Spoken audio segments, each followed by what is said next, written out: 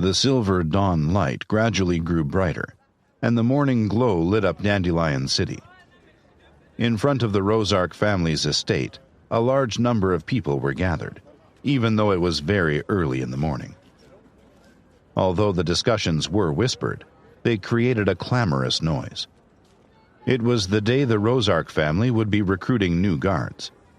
Those who were interested had already lined up in front of a stage in the yard, and each and every one of them were rubbing their hands together, eager to give the test a try.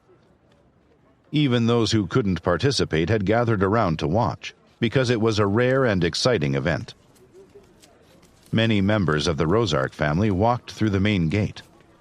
There were also many guards around, so no one in the crowd would dare make trouble. "Isn't that the foolish warrior from the Rozark family? He's still up on that mountain," someone said. "Except it seems that the stone monument is missing," someone replied. "Strange." Many people from the crowd of onlookers looked up at the barren mountain, where a young man in a purple robe was fiddling with something. There was no need to guess who it was. Everyone in Dandelion City knew it could be no one other than Cahir Rozark, otherwise known as the Foolish Warrior. During the past 10 years, everyone in the city had heard the story about Cahir.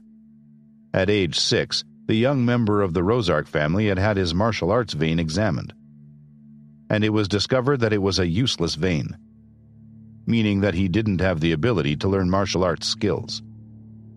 In Dandelion City, where martial arts were highly regarded and practiced by nearly everyone, the consequences of being unable to practice martial arts could easily be imagined.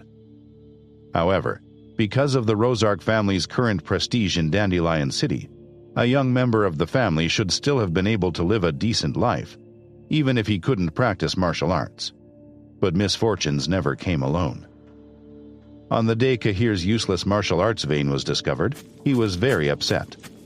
During a storm, he ran up Cahil Mountain to the magical megalith. Lightning had struck, and although the monument wasn't damaged, Cahir was hit and fell unconscious for 3 days. Ever since then, Cahir had gone back up to the mountain and stood in front of the stone tablet, first for a few hours at a time, and then for days on end. His eyes became dull, and even stranger was that he would sometimes dance in front of the magical megalith. At first, some members of the Rozark family sought medical treatment for Cahir, but it had no effect. Eventually, the family had given up.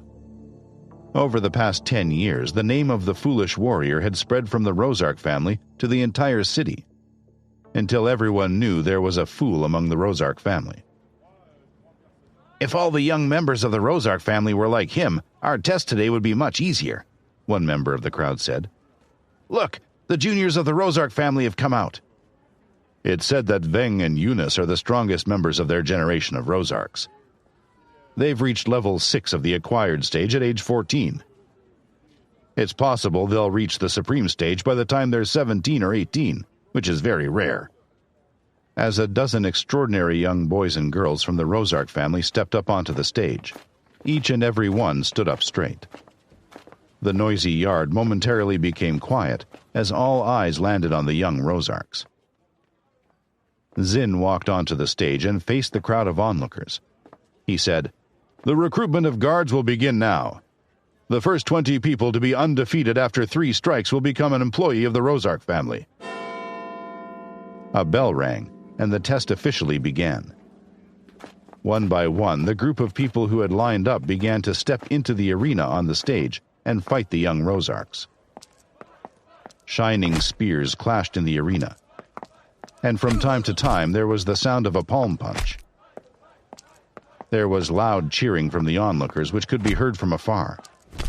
All eyes were attracted to the arena on the stage, and no one paid any attention to the young figure on the barren mountain. On top of Cahil Mountain, Cahir searched through the pile of stone that had once been the magical megalith. "How could the tablet break?" he muttered to himself. "There should be more instructions now that I've mastered the first form." As he searched, a large amount of dust was stirred up, which covered his face and robe. "Forget it. It seems like there really was no instruction for the second form." He stepped out of the rubble and brushed the dust off of his robe. His face was still full of determination, and his eyes were bright. He indeed looked like the famous foolish warrior of Dandelion City. A yellow stream of air surged out of Cahir's palms. His entire being seemed to be filled with an inexplicable power. Since I succeeded in performing the first form, my martial arts vein should have reached level 2. It had taken him 10 years, but he could feel the effects of learning the first form written on the stone tablet. A satisfied smile appeared on Cahir's face. The mysterious first form was designed to repair martial arts veins, so that someone with a useless vein could practice it. The cracks on the stone tablet were related to the restoration of the martial arts vein.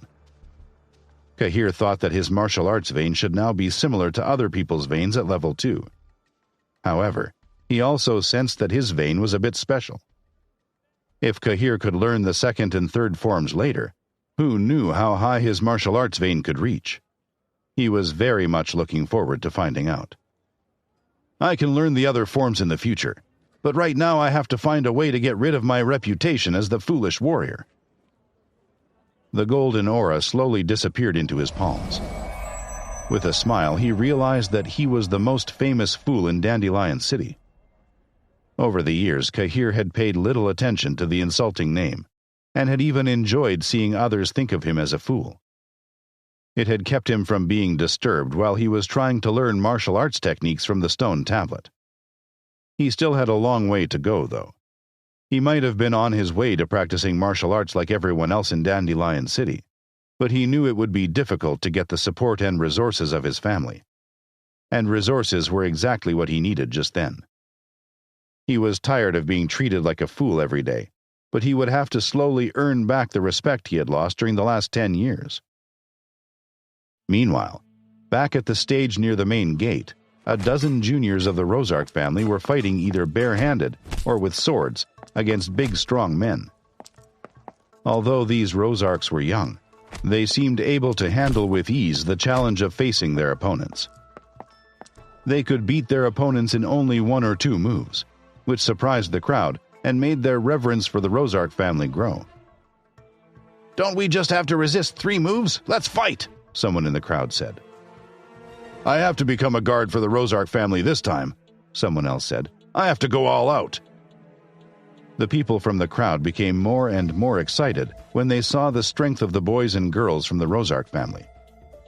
If they were chosen to be guards, they might be lucky enough to learn 1 or 2 of the Rozark family's special moves. In less than an hour, over 200 people completed the challenge, but almost all failed. They were repeatedly defeated in the arena. However, the young Rozarks looked like they were beginning to tire. It seemed both sides were expending almost all their energy.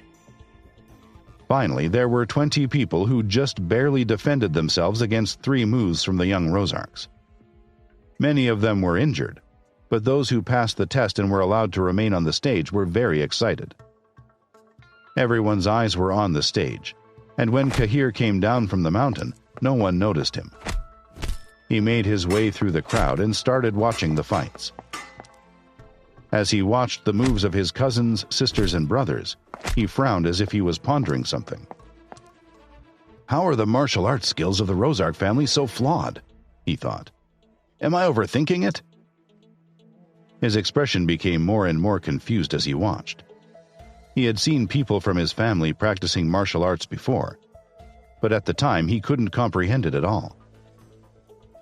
But after learning the first form from the magical megalith, he felt he understood something about the Rozark family's martial arts. Many of their moves were full of flaws. After the 20th person had passed the test, Zin walked out onto the stage. "Stop! The 20 slots have been filled and the recruitment is over." He looked at the people who had passed. "Congratulations to all of you on making it into the Rozark family's Black Squadron. Those who were injured can go to the healing center for free treatment." "Thank you, Vice Commander," the new guard said. They could already see that they were being treated differently because of their new status. After Zin's announcement, many of the men who were still waiting in line felt disappointed. They regretted not getting there earlier. "Is the quota full already?" one person said. I've come for nothing today." The young Rosarks were really strong. Imagine being so strong at such a young age. The young Rosarks who had participated in the test were preparing to leave. For them, the day had been just a learned test, not much different from the usual sparring sessions between their family members. "Wait," a voice said loudly.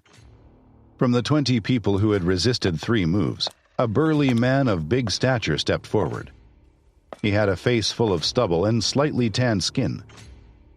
He gathered his courage, looked at Zin and said, "Vice Commander, isn't it true that if I defeat or tie with any of the young members of the Rosark family, I get to be captain of the guards?"